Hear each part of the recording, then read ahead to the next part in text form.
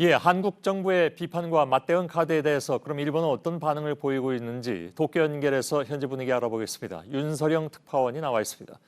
자, 지난 2일에 화이트리스트 배제 이후에 그리고 또 오늘 이렇게 두 차례 문재인 대통령이 일본을 향해서 강한 비판을 내놨습니다.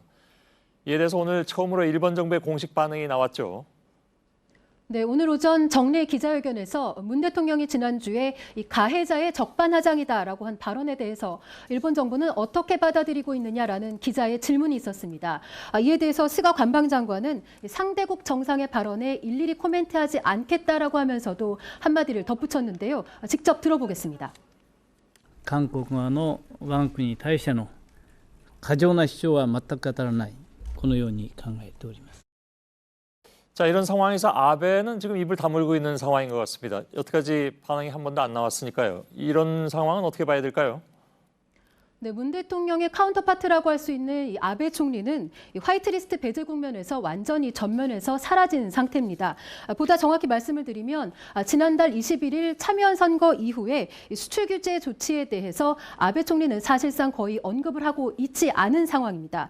대신에 세코 경제산업상이나 외무성 부대신 같은 이 아베 내각의 인사들이 전면에 나서서 막말을 퍼붓고 있는데요. 이 아베 총리가 수출 규제 조치를 이끌었지만 선거 초반에 이를 충분히 활용한 뒤에 지금은 완전히 뒤로 숨어 있는 그런 모양새입니다. 예. 자, 이런 가운데 폼페이오 미 국무장관이 일본의 입장을 공감한다 이런 반응을 보였다. 이런 보도가 일본에서 나왔다고 하는데 NHK의 보도입니까?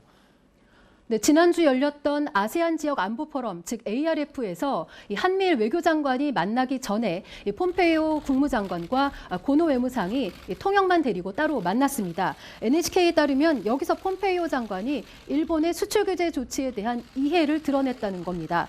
즉 미국이 일본의 입장을 잘 이해했고 그래서 일본의 입장에 대해서 국제사회가 설득력 있게 보고 있다 이런 보도로 읽혀집니다. 예.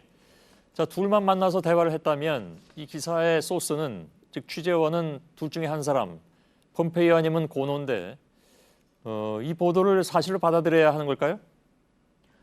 네, 말씀하신 대로 이 보도의 진위를 확인하려면 두 장관이나 통역을 확인을 해야 할 겁니다. 폼페이오 장관 측은 이 보도에 대해서 아직까지 별다른 반응을 내놓고 있지 않습니다. 그런데 이 NHK의 보도도 좀 볼 필요가 있습니다. 정보 관계자나 외교 소식통을 인용한 보도가 아닙니다. 그러니까 정보원이 좀 불확실한 보도라고 할 수 있는데요. 확인이 힘든 상황에서 일본에 유리한 정황만 내보낸 그런 보도 아니냐 이런 의문이 충분히 들게끔 하는 보도입니다. 예. 도쿄에서 윤서령 특파원이었습니다. 이런 가운데 일본